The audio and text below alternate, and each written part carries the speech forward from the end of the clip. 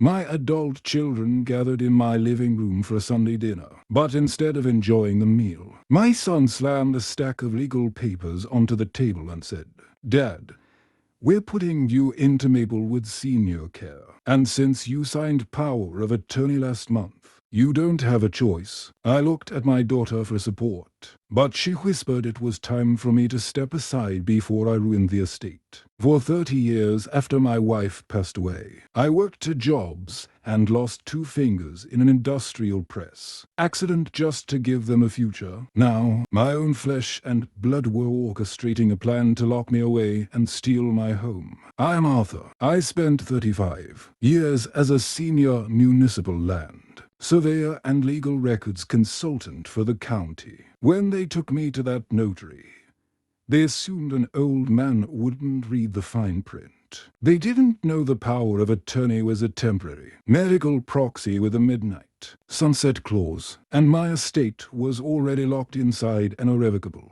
family trust managed by my lifelong lawyer, Jonathan Vance. I calmly stood up and told them to check their phones at 8 a.m. Sunday morning arrived. At 7:55 a.m., David and Chloe pulled into the driveway, stepping out with practiced smiles. David tried the doorknob, found it locked, and rapped sharply. I opened the door, leaning on my cane. "Good morning, Dad. Ready for Maplewood?" Chloe chirped, kissing my cheek. "Breakfast sounds wonderful," I replied smoothly. "Before we go, check your phones." David pulled out his phone, and the color instantly drained from his face as push notifications flashed. "An account freeze," David stammered. "All accounts locked under a municipal injunction." I handed him an official court notice. "That general power of attorney you used expired at midnight, and this estate belongs to a protected municipal trust." Chloe gasped, "Dad,